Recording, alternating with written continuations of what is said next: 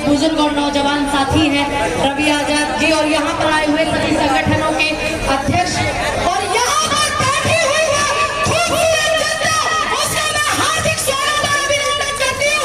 राम राम कैसे आप सभी अच्छे हो?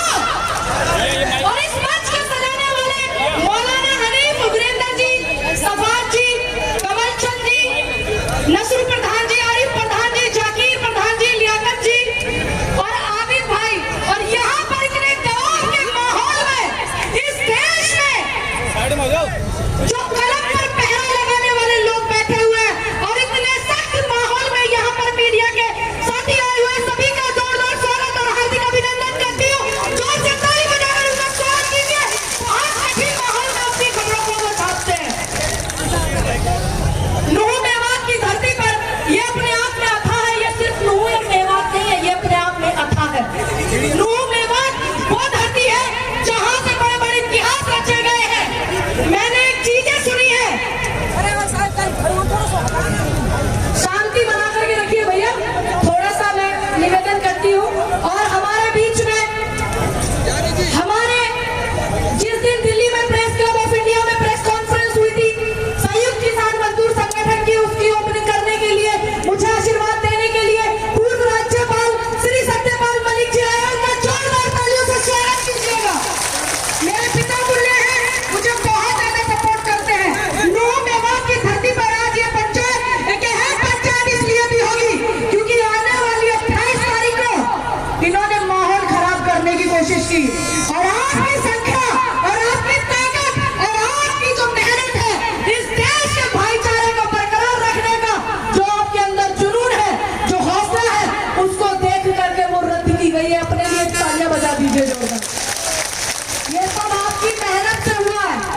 यहाँ पर इस देश में आज जो माहौल चल रहा है, जब चुनाव होते हैं ना तो इनको बैरिस्टर साहब को यूपी में, हरियाणा में आप उनके भाई नजर आते हो, लेकिन आपको पता है वो व्यक्ति वोट काटने का काम करते हैं।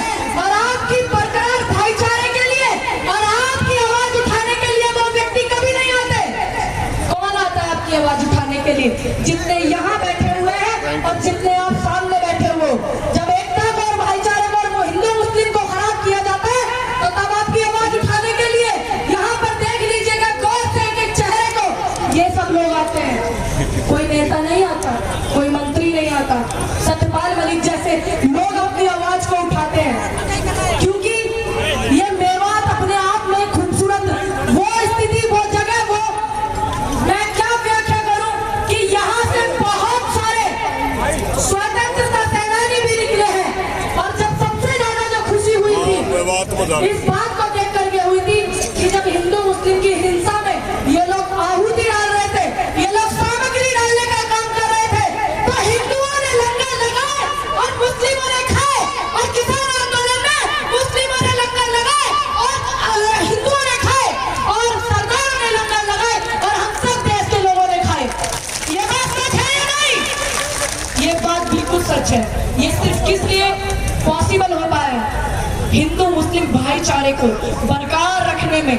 जब कभी इस देश का इतिहास लिखा जाएगा तो एक लाइन में लिख दिया जाएगा कि था एक तानाशाह प्रधानमंत्री और वो हिंदू मुस्लिम लड़ा करके जीतता था और कुर्सी पर बैठता था।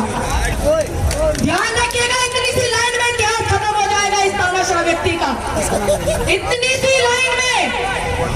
और जब बात आएगी कि देश में भाईचारे और मोहब्बत का मंच लगाने वाले, मोहब्बत के पैगाम बांटने वाले लोगों में सबसे पहला नाम याद इस देश के किसान का याद रखा जाएगा। ये ध्यान रखना, जेपी जैसे एडवोकेट का नाम याद रखा जाएगा, आप जैसे लोगों का नाम याद रखा जाएगा, इतिहास जरूर लिखा जाएगा। ये आप ध्यान रखिएगा। इतिहास खुद को दोहराता भी है और इतिहास लिखा भी जाता है। देश की आजादी की लड़ाई में हमारे बुजुर्गों का योगदान है, आपके बुजुर्गों का भी है। एक एक हाथ ऊपर तक उठाइएगा जिसके बुजुर्गों का योगदान है आजादी की लड़ाई में। किसी का हाथ नीचे रहा तो मैं मानूंगी कि इनका नहीं है, तो इसलिए हमारा नाम याद रखा जाएगा। मैं धन्यवाद करती हूँ। यहाँ पर